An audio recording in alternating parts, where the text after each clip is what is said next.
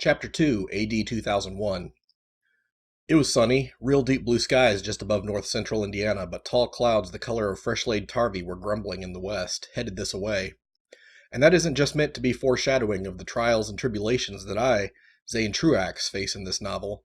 It was really ready to rain like a son of a gun.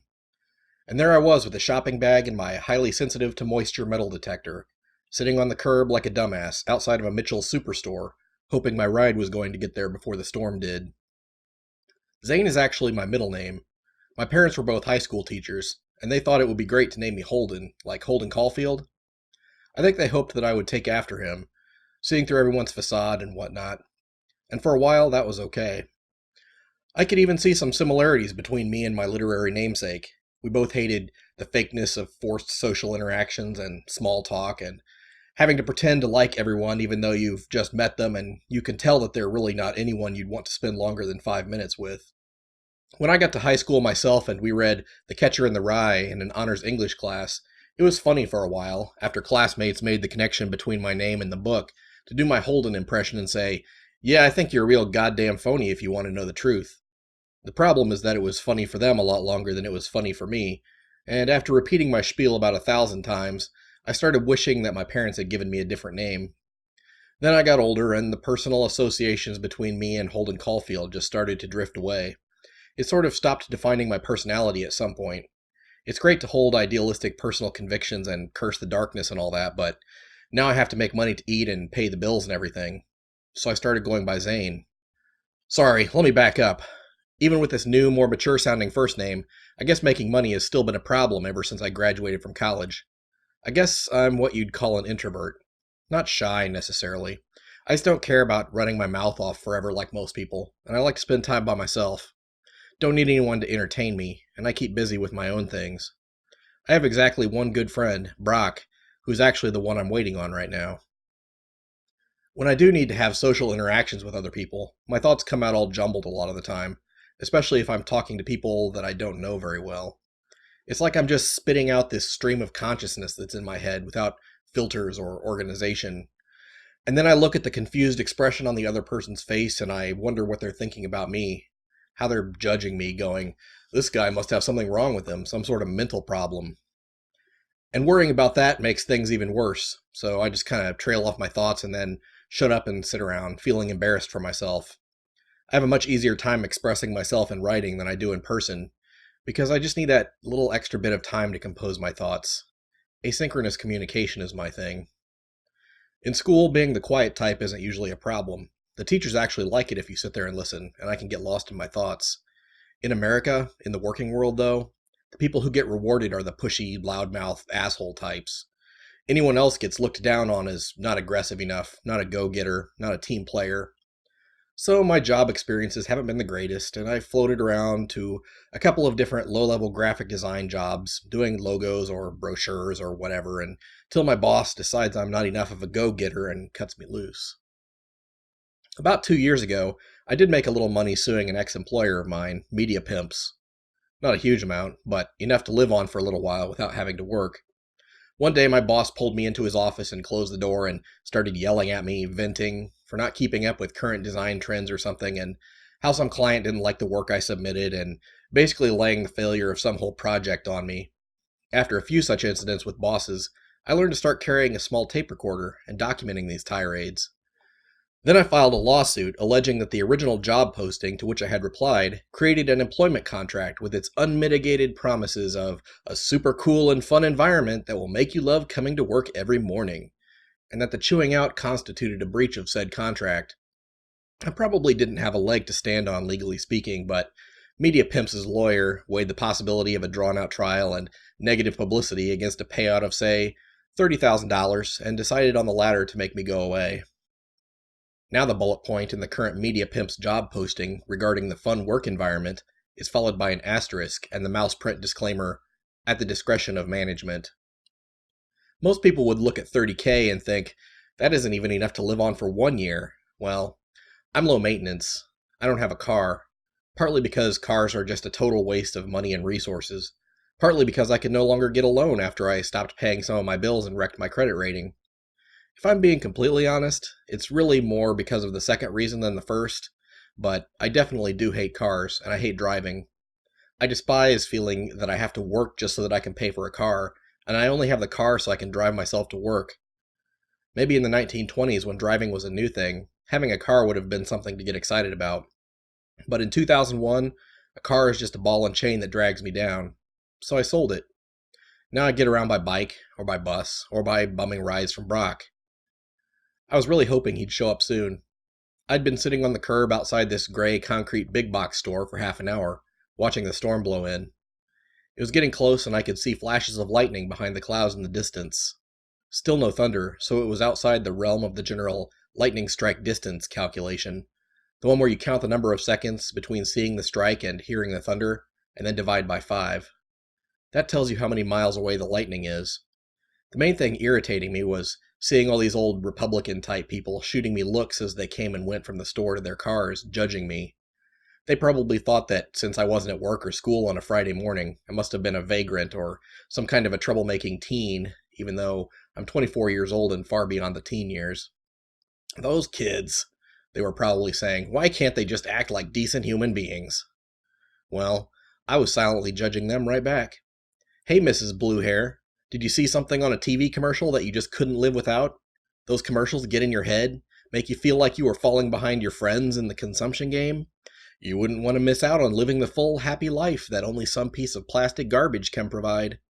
Just think of the possibilities when you hold it in your hands. And then you'll take it home, use it for a week or two, and then stick it in some dusty cabinet somewhere, forgotten for years until you finally sell it in a yard sale for a quarter. Did I mention that I'm a bit of a misanthrope? Yeah, I admit it. But being a misanthrope comes with its own set of advantages, one of which is not caring about how many friends I have or having the latest products to impress them with. And definitely no girlfriend. The ladies look down on a guy who doesn't have a car, and I look down on them right back for being slaves to advertising and consumerism. Besides not owning a car, I keep my costs low in lots of other ways that I think are pretty creative. I buy clothes from thrift stores. This is one area of my life where marketing's lies actually work in my favor. The marketeers tell the go-getters that it's a new season and their clothes are no longer in style, so they'll need to freshen up their wardrobes if they want to impress the boss and land that big promotion. Then these folks gather up all the gently used clothing that they purchased only last spring and donate it to the nearest thrift shop. That's when I swoop in and buy 5 shirts, 2 pairs of pants, a pair of shoes, and a belt for the same price that I'd pay for 1 new shirt at the mall. Sure, I'm not up to date with my fashion. Do I even care? Not a bit. Plus, this is Indiana. We're generally behind the coasts by about 10 years in fashion anyway, so 90% of the people I meet wouldn't know the difference. Beads of sweat were starting to roll down the crack of my ass, and I shifted the metal detector to my other shoulder. This was the first really warm day of spring so far, and the heat reflecting from the ocean of parking lot wasn't helping any. My thrift store Banana Republic shirt, the one that I removed the embroidered logo from with a stitch ripper, if they want to advertise on my shirt, they should be paying me, was already showing patches of wetness in front. Even though it was a short-sleeved shirt, the humidity made it feel like I was wearing a slightly damp wool blanket. There's that white and wispy old cliche in Indiana. If you don't like the weather now, just wait 5 minutes. Well, it had been almost an hour and that storm still hadn't showed to cool things down any. It pulled up short, like it was waiting for something. Where the hell was Brock? I took a deep breath and started my Zen waiting routine. Anytime I get upset or anxious about anything, I remind myself that, 1, I don't really have a job to worry about or any deadlines or responsibilities to speak of. 2, I hate whiners, so I don't want to be one, and 3, he'll get here when he gets here. I should live in the moment and enjoy this. I tried to visualize Brock's exact point in space at this moment. His truck is somewhere on the road, probably, headed in this direction. Maybe stopped at a red light down the street. I craned my neck to look. Some lady with an overstuffed shopping cart screamed at her kids to stop biting each other, and it broke my focus. That storm was getting closer. Lightning strike, 1 Mississippi, 2 Mississippi, 3 Mississippi, 4 Mississippi, 5 Mississippi, 6, rumble, rumble. So that lightning strike was just over a mile away. I got up to move to a bench in an alcove near the store entrance. Wouldn't be able to see as well from there, but at least I wouldn't get rained on when the skies opened up. Just as I was about to sit, I heard the singular metallic clanging pattern of Brock's beat-to-hell pickup as it pulled alongside the curb. "Holden!" Brock was yelling out the window. "They've been looking all over for you at Pensy Prep." Brock and I went to the same public school, so he knew all about my feelings for the catcher in the rye and that whole deal. "Thanks, you cock," I yelled back. We'll pretend that the reason I occasionally refer to Brock as cock is because his downward pointing nose reminds me of a chicken's beak. That's the only way I can get away with this in a young adult novel. I don't want your parents sending around petitions to get this removed from the library shelves. I laid the metal detector gently in the truck's bed and covered it with a plastic tarp before stepping onto the rusty running board and hoisting myself inside, sweeping a pile of crumpled papers, a map, an inside-out shirt, 2 empty cans, and some CD cases onto the floor as I did so. Brock looked at the mess and said, "Gah, I had that just the way I wanted it, man." I ignored him. "How goes Mrs. Glazer's place?" "Almost one whole room cleared out. We can move in pretty soon." Brock pulled out of the parking lot as I settled back into my seat. This was another of my many clever methods of keeping living expenses down. Brock's dad's college friend was one of those guys who flip houses. That is, they bought it as cheap as possible, fixed it up a little, and then sold it for a profit. So Mr. Armisen, the house flipper, got a hold of this hoarder's place. The lady who had lived there previously, Mrs. Glazer, had some mental problems, and that she never threw anything away. Her house was stacked floor to ceiling in most places with trash, literally. It wasn't even useful stuff. It was old newspapers and books that had gotten wet when the ceiling sagged to let water in during thunderstorms, and bundles of moldy children's clothes, and scratched LPs, and broken furniture, and cracked plates, cups, serving dishes, and about 40 straw brooms, not that she ever cleaned, and dead potted plants, and old soda cans, water bottles, cardboard food containers, candy wrappers, and a lot of things I couldn't even identify. There were only narrow passages through the garbage leading from room to room. At some point, her toilet had stopped working. She wanted to have a plumber in to fix it, but everyone she called took one look at the roaches crawling all over everything and bolted. I guess she continued to do her thing in the toilet for a while until it filled up. Then she started saving her waste in little baby food jars and storing them in the basement. Believe me when I say it was a hellacious sight, and that's why Mr. Armisen got the whole 2,000 square foot house for about $18,000. He was asking around for someone to fix the place up, and I guess Brock and I are not as smart as the plumbers, because we agreed to do the work in exchange for a small stipend and being allowed to live in the place rent-free while we did cleanup and repairs. We figured that it would take the two of us at least a year to remove all the trash, strip everything down to bare walls and floors, repaint, refinish, fix the roof and everything. Mr. Armisen wasn't putting too much pressure on us as long as we kept making progress and got the job done eventually. Did I mention that Mrs. Glazer had died in there? Yeah. A neighbor called the police when they smelled something like rot coming from the place, and when the cops broke down the door, they found her buried under a stack of old televisions, flattened by her own hoard. Some of the 20 cats she also kept in the house had eaten part of her too, when they got hungry. I guess she used to cut open a whole 40-pound bag of kibble and dump it on the floor for them.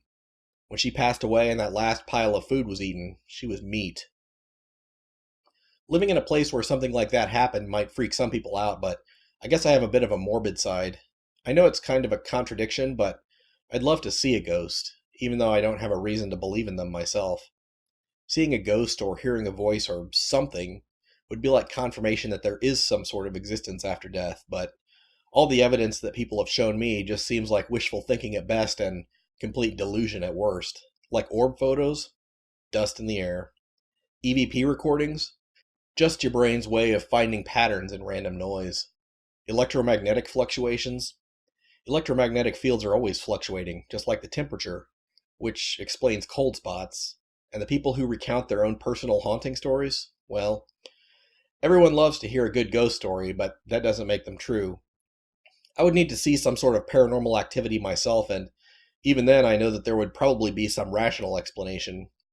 Still, the potential for something like that was exciting, and the creepy or uneasy feelings that I'd get from thinking about it kept my life interesting, just a little more exciting than the typical day-to-day. My paranormal fascination is also what prompted this little adventure we were on. Brock and I were headed to a storied cemetery way out in the country to see what there was to see. Discovering and exploring abandoned places was a hobby of mine. I've been doing research on the ghost stories and legends surrounding this latest location for a week. "This weather doesn't look good," said Brock, crouching over the steering wheel to peer up through the windshield. It's fine. A little rain. Probably blow over by the time we get to Hauser's Wood. That looks like more than a little rain, man. Well, if you'd gotten here earlier. Brock didn't respond but drove west toward the storm clouds, the truck bouncing and rattling its way outside the Broadacre municipal limits on Route 124. We passed the clone houses of the suburbs. Most people from these parts thought of Broadacre as the big city, since it was the largest settlement for miles around, but it was really just a middle-sized town by the strict legal definition. The population had been declining from its peak of 41,413 in 1963, and is less than 20,000 today. Nobody wants to stay in Indiana anymore. They either move north to Chicago or south to Indianapolis, or they get out of the Midwest entirely if they can. There have been some moves toward redevelopment in the area recently, some new industries moving in, but I don't know. We'll see how that goes. What'd you get from Mitchell's? Brock jerked his head, motioning toward the plastic bag I carried. By the way, it's really Mitchell Superstore, but in Indiana we put an extra S on the end of company names to make them possessive. I don't know why, don't judge me. Kroger becomes Kroger's, Marsh is Marsh's, so Mitchell is Mitchell's. Sometimes people who have lived here even longer than Brock and I put yet another possessive on the end, saying Mitchell's is, which even I have to admit doesn't make any sense at all. Tracing paper, charcoal sticks. Just then we hit the edge of the rain. Fat drops splattered against the windshield. It was actually a bit of an improvement to the visibility because Brock never washes his truck and there was bug mess and dirt smeared all over the glass. He turned on the wipers and tuned the radio to WWAI, the only FM station we can receive clearly in Broadacre, hoping for a weather broadcast but getting old school rap instead. Fresh, I said, not entirely ironically. Brock looked concerned. He was always the cautious one since he had survived a tornado touchdown in his youth that demolished his elementary school's gymnasium while he and 25 other kids, plus their teacher, huddled in the girls' bathroom just down the hall. I can't really blame him. Tornadoes are common enough in Indiana that safety procedures were drilled into us from a young age. The rain intensified from a clatter to a racket. I'm gonna go back. Come on, it's just rain. This looks like tornado weather. Brock was looking for a place to turn around. Outside, the rain swirled. It was still too early in the growing season for tall corn to block the vistas on either side of the road, so we could see winds buffeting trees far out in the distance. No sign of a funnel cloud yet, though. Wait till we get the weather report, I said. I was whining a bit now. Brock shook his head and we sped on. Our excursion had been planned for a month. I was looking forward to this intensely, and I guess my survival instinct just wasn't as honed as Brock's. Just then, dissonant tones of a weather warning interrupted the fat boy's dope beats. The National Weather Service in Indianapolis has issued a severe thunderstorm warning for Carroll County, Howard County, Miami County, Salamone County. That's us, Brock said. Severe thunderstorms produce damaging winds in excess of 60 miles per hour, deadly lightning and very heavy rain. For your protection, move to an interior room on the lowest floor of a building. If there was a building here in the middle of the cornfields, I thought.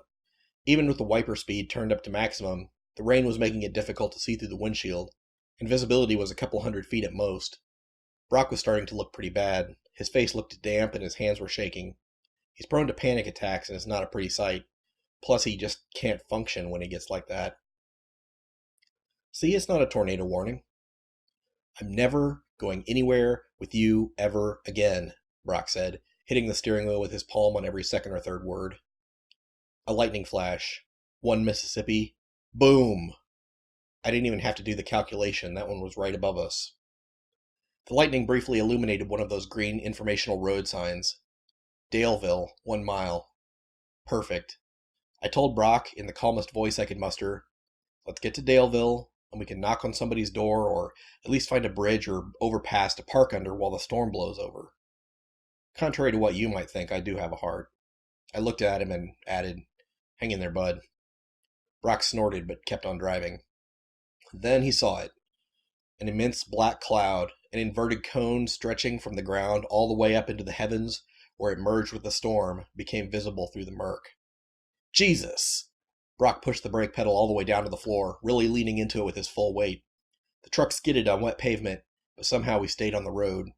The image that immediately flashed into my mind was drawn from those epic poems we read so many years ago in English class. like Jason and the Argonauts battling that giant statue of Talos, or Perseus seeing the Kraken. Actually, I might be visualizing the stop-action sequences from old movies and not the myths themselves. Whatever. Brock jerked the gear shift into reverse and backed up, nearly spinning out and turning the truck broadside to the danger. Now I was closest, with nothing between me and the 100-story finger of God but a thin sheet of glass and a half-mile of empty fields. I couldn't stop staring at the undulating beast. I'd never seen a tornado outside of TV news, and this one had large flames licking its base. At least it wasn't moving toward us. In fact, it wasn't moving at all. Brock was more or less standing on the accelerator now, which caused the back wheels to spin fruitlessly on the wet road. The truck's rear drifted left a bit, then right, but we only moved forward by a few inches. "Hold up!" I grabbed the wheel. Brock pushed me away, hard, against the passenger side door. I held onto the wheel and pointed. "It's not a tornado," I said. "Something's on fire over there." Brock stopped, looked, and eased up on the accelerator until the truck shuddered and quit. He was breathing really fast, probably hyperventilating. Without taking his eyes off the tower of smoke, he slowly lowered his chin onto the wheel. I'd seen him like this before. "Brock, jump out. I'll drive." Pretending to be a take charge kind of guy seemed to be the best option, but I just don't come across as forceful under any circumstances. Brock was still staring straight ahead, taking in short, clipped breaths. I got out of the truck and was immediately soaked. Ran around to the driver's side, pulled the door open, and pushed Brock until he moved into the passenger seat. Then I wheeled the truck around, gently eased the accelerator down to let the tires grip the road, and headed back toward the black cloud. "Just take us home," Brock said flatly. "There might be somebody needs our help. Even if they don't, we can find a place to pull over and wait." I flipped off the AC. My wet clothes were sticking to me and it was freezing. Water beaded on my glasses and ran through my hair. I turned off on the gravel drive leading to the conflagration. Now we could see what was happening. It was a house ablaze. An old white farmhouse was completely engulfed in flames, the top floor already gone, with thick black balls of smoke rapidly rolling out the top where the roof used to be. The rain didn't seem to be slowing down the fire's consumption of the building at all. A single fire truck, an SUV with Salamone County Fire Chief painted on the side, and a bulldozer were parked nearby. I could see people inside the vehicles, but no one was fighting the fire. Odd. I turned off the drive, bumped over the rutted yard, and rolled up to the nearest vehicle. The driver reciprocated when I rolled my window down a crack. Intense heat pushed into the truck, and it felt pretty good. The woman inside the SUV was frowning, eye wrinkles highlighted by her lack of makeup. She was thin but muscular. Her dirty blonde hair was pulled back into a ponytail. "You guys need to get back to the main road." I couldn't tell if she was shouting at me because she was angry, or because she was just straining to be heard over the wind, rain, and roaring fire. Wet mounds of ash were starting to build up on the windshield at the edges of the wiper's range. "Was it a lightning strike? I thought, maybe we should get over here and see if we could help. We saw the smoke and thought it was a tornado. And then my friend freaked out, and then we saw the fire and thought somebody might need help or we could..." I got nervous, talking to a strange woman who looked like she could put a serious hurt on me. She shook her head. "It's a controlled burn. We're just waiting for the rain to stop." I looked again and saw the fire chief badge on a lanyard around her neck. She must have been giving us the once-over too, because she motioned to Brock, who was sitting quietly in the passenger seat with head in his hands, elbows on knees, shuddering. "Is that guy okay?" "He's having a panic attack," I said.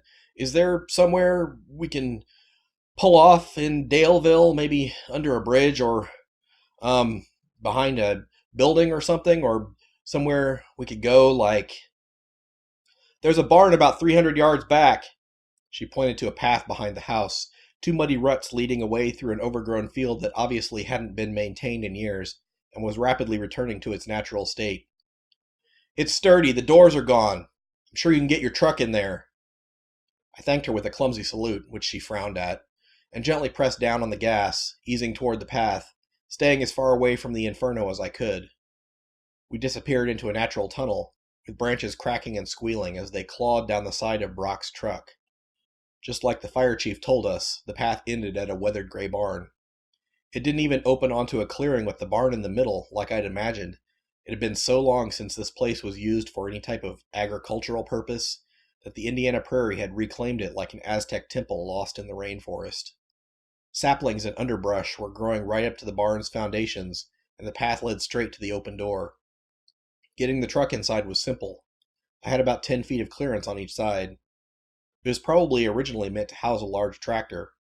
I killed the engine and let out the breath I'd been holding since about the time I took over the driver's seat. "Hey, Brock, how you holding up?" He was staring out the window. His breathing seemed to have slowed. "A little better. Kinda out of it. Dizzy." I opened my door. "Are you coming out? Got a whole creepy barn to explore here." "I'm just going to sit for a little while." He opened the glove box and handed me a flashlight. He was going to be all right. Couldn't help but feel sorry for the guy, but really the only thing he could do was wait until the attack had subsided. It was so random, though. Sometimes he would start to panic because of some stressful event, like bad weather, but usually the attacks would come on for no reason that I could tell, and he just had to stop whatever he was doing. It made it hard for Brock to hold down any type of normal job, which was why this hoarder house cleaning gig was so perfect. I wasn't sure what we were going to do after that, but I tried not to think about it. I clicked on the flashlight and took a look around. One side of the barn was all horse stalls, maybe 4 or 5, their floors dirty straw over hard, packed dirt. No horses, obviously, but one stall had become the final resting place for some sort of animal, maybe an opossum or a raccoon. Its skeleton, completely intact, curled atop a matted pile of fur. The creature's skull grinned blankly at the wall. Tacked to a beam above the stall was a row of crumbling contest ribbons. I touched them and read the text aloud. "Simon, County Horse Show Reserve Champion. Simon, All Breed Horse Show, 3rd place. Simon, 1st place Tack and Saddle Club. Rhubarb, Salamone County Fair, 2nd place." Many were threadbare and illegible, and there must have been even more here at one point, judging from the number of nails sticking out with nothing hanging from them. An intense gust of wind heaved against the side of the barn, making the whole thing creak and groan. I imagined the weakened structure just sort of giving up and falling over, and I started to wonder how safe this place really was. The logical part of my brain took over, though. If this barn has been standing for decades, I'm sure it has weathered a lot worse storms than this. On the other side of the barn, behind some empty cabinets and a workbench, I found a ladder leading up into the hayloft. It seemed sturdy enough, made from thick, solid beams, the size of railroad ties, so I put the flashlight in my pocket and ascended, peeking over the top to check for vicious animals, ghosts, vagrants, killers, or anything else that might be dangerous. Gray and smoky light from a broken window projected an elongated rhombus onto the thin covering of hay that remained. The loft was really nothing more than a shelf below the peak of the roof, maybe 20 feet from front to back. Everything looked still and quiet here, despite the thunderstorm outside. I held myself over the edge and sat back against the wall. In there, away from the raging elements, it was surprisingly comfortable. That is, I wouldn't normally have thought of a dark, decaying barn on an abandoned farm in the middle of the country with spiders and dead animals and who knows what else to be a place I'd like to spend any amount of time. But in comparison to an inferno in the middle of a thunderstorm, it was our protector. Like it had wrapped its big arms around me and Brock and was defending us, if only temporarily, from the world outside. That brought me to another curious thought. That if the fire department is burning the farmhouse, this barn must be next. Maybe they're going to burn it before the end of the day, right after the rain lets up. And maybe I'm the last person who will ever see this place as it was. The place where animals slept, and a little kid raised her show horses, and farmers toiled for decades, maybe a century or more. After they burn it, the very place where I'm sitting right now, on dry hay and ancient timbers, will just be a nondescript point 20 feet up in the air. I closed my eyes, feeling drowsy as the echoing rain on the barn calmed my nerves. Lost in my reverie, I didn't hear Brock get out of the truck and start climbing the ladder until he was almost to the top. "You up here?" he called. "Yep." I reached out to grasp his hand and pull him up into the loft. He settled back against the wall opposite, my mirror image, divided by dust and smoke swirling through the shaft of light. For a moment, it was quiet in the darkness. Brock DeKalb and I had known each other ever since the 7th week of 4th grade. He was actually a year younger than me, but got skipped ahead in the middle of the semester. I still remember seeing that now familiar look of panic on his face when Mrs. Cabot, His third grade teacher introduced him to our class. She had led him all the way down the hall with his books, lunchbox, backpack, an armload of school supplies, and a garbage bag full of papers from his desk.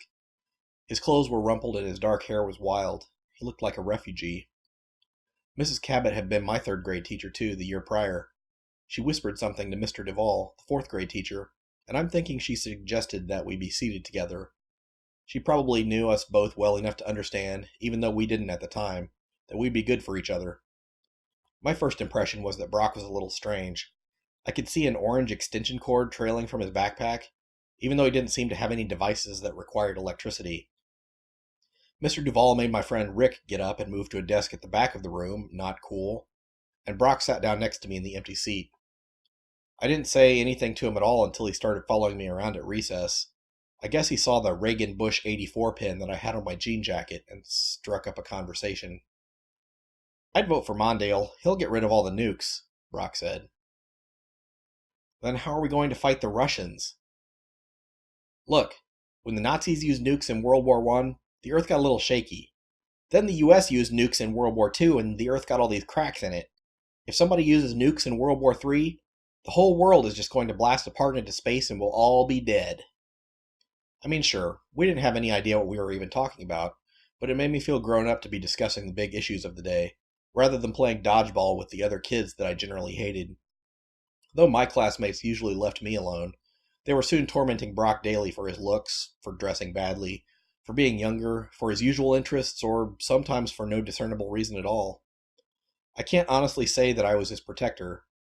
I had developed enough of a basic middle school survival instinct to know that standing up to those with the power was a sure way to bring the heat down on myself, and so we just stuck together and tried to avoid everyone else when we could.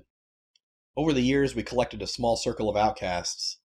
Timothy, the guy who was always drawing monsters and buxom Valkyrie warriors in his notebooks, and Jeff, the guy who was really into marching band, and Daniel, the guy who was secretly gay. Our hermetic group reinforced our otherness, and we started to view it as a badge of honor, kind of like the way the rednecks at our school took back that epithet and began to self-apply it as a way to show their pride and to create a group identity. We were the weird kids, and we didn't need anyone's approval. Need more evidence? Consider this. Brock was a member of the speech and debate team, and I was involved in technical theater, running lights and sound for all the plays. Brock and I remained friends throughout high school until we went to separate colleges and had only occasional contact by email for several years. It wasn't until a year and a half ago that I ran into him again at a bank on the outskirts of Broadacre. I was surprised that he was back in town. I'd always figured that he would head off to Chicago or Indianapolis and have some sort of semi-important professional career. Maybe he thought the same about me. We both got good grades in school, graduated from college. Something inside us just wasn't compatible with the real world. After some catching up, it was almost as though no time had passed at all. Where we used to bond over our ostracism from our schoolmates and their social circles, now we bonded over our ostracism from coworkers and power circles at our places of employment. Lightning flashed again, but the gap between the flash and the rumble of thunder was increasing, meaning that the storm was finally moving off. They're going to torch this place next, I said. Brock didn't respond. After the rain. I bet we're the last people to ever sit here. We should have turned around before we even got to the rain. Well, then I would have never gotten to see this. Obviously, you don't think about anyone but yourself. Hey, what are you mad about? It's an old barn. We could have died. Come on. I got that Brock had some issues, but whatever. The best way to get him to cheer up was just to give in. Okay, look. It's my bad. Can we get over it? Brock shrugged. He stood and shuffled to the window. Rain's letting up, he said. Zane, look at this. I rolled onto my stomach and pushed myself to a standing position, shaking off the pins and needles in my left leg. Guess I'd been sitting there for a while. I followed the invisible line drawn by Brock's pointing finger through the window, past the tree canopy and into the brush on the ground. There, in an overgrown hollow, was a gravestone. Even from our distance in the hayloft, the name was large enough to be legible. Abigail Gustwiller. A chill ran through me. I still don't believe in the supernatural, but when you're holed up in a dark barn near the spot where someone was buried, it's a lot easier to believe in the possibility of something out there lurking. Almost unconsciously, I looked over my shoulder, scanning the darkness for any signs of movement. Brock laughed. Are you looking for her ghost? He said. Jesus, ghosts aren't real. I'm not sure who I was trying to convince, Brock or myself. Do you think that's the girl who kept the show horses? Brock shrugged again. Not sure there's any way to know. I headed for the ladder. Are you scared now? I thought you liked this stuff. We'd just better get to the cemetery. It's hard to explain. Like I said, I really think there's usually a better natural explanation for things when people think they see a ghost, and visiting creepy abandoned places gives me something like a natural shot of adrenaline. But occasionally, my imagination just gets the better of me. I could tell that Brock was enjoying this as payback for being dragged out here in tornado weather. After dropping the last few feet from the ladder, I headed outside to catch a better look at the grave, and felt a little less disturbed when I got out into the light. It was still sprinkling a bit, but the worst of the rain was over. I thrashed through the weeds. Below the name on the stone was inscribed, Born July 8th, 1947. Died June 21st, 1960. She was only 13. 12, replied Brock. Math was never one of my strongest subjects. I'm more of a liberal arts guy. I mean, I liked learning about theories and hard sciences like physics and mathematics, quantum mechanics, relativity, weird patterns in prime numbers. All those things were interesting to me. The part of my brain that does rote calculations just doesn't work very well, I guess. Anyway. We stood reverently at Abigail's grave, both feeling the gravitational pull of a life lived from across the decades, waiting half expectantly to be contacted by a spirit who would tell us who this girl was and how she died, what she wanted from us, or how her spirit could be laid to rest. Hundreds of ghost stories, horror films, and myths drilled into us that this was what we were supposed to do, that this was the way it worked. When a long minute passed and nothing happened, Brock punched me lightly in the arm and returned to the truck.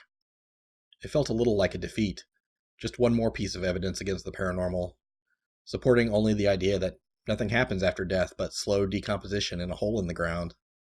When I heard the engine turn over, I sighed and climbed back into the truck.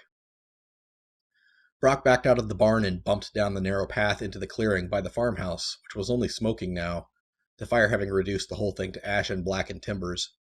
The fire chief was still inside her SUV, watching us with a tight-lipped expression of distrust. Brock raised a hand in thanks, and she nodded almost imperceptibly. We turned back onto Indiana Route 124 and continued on our way.